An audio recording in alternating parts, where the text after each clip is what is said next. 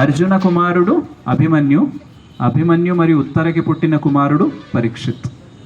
Okay, మీరు కల్కి cinema చూసారు కదా, రైట్? అందులో అశ్వత్థామ బాణం విసురుతాడు కదా ఉత్తర వైపు, ఆ గర్భంలో ఉండే పరీక్షిత్ మహారాజ్ని చంపడానికి.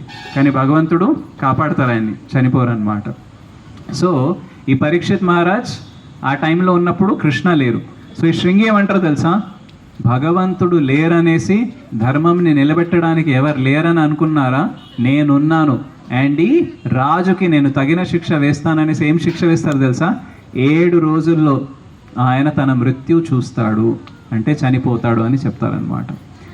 ఆయన చేసిన తప్పేంటి? చచ్చిపోయిన పాముని ఆయన మెళ్ళలో వేశారు. అది కూడా ఎందుకు? బాగా దాహం వేసి ఫ్రస్ట్రేషన్లో. కానీ ఆయనకు పడిన శిక్ష ఏంటి? 7 రోజుల్లో చనిపోవడం. సో ఒకవేళ మీరు మీ ఇంటికి వచ్చిన గెస్ట్కి టీనో కాఫీనో ఏదో టిఫిన్ పెట్టలేదని ఆ గెస్ట్ మీకు శాపం ఇచ్చారనుకోండి, 7 రోజుల్లో మీరు చనిపోవాలనేసి, అప్పుడు మీరేమంటారు? ఎవరైనా టీ కాఫీ ఇవ్వకపోతే చంపేస్తారు, ఇది ఎక్కడ న్యాయం అంటారు, రైట్? సో ఆయన ఆదరించలేదని ఏదో ఆ ఫ్రస్ట్రేషన్లో అపహేళన చేస్తున్నట్టు సర్కాస్టిక్గా వేశాడు. కానీ ఆయనకి ఏం శిక్ష పడింది? 7 రోజుల్లో చనిపోయేది.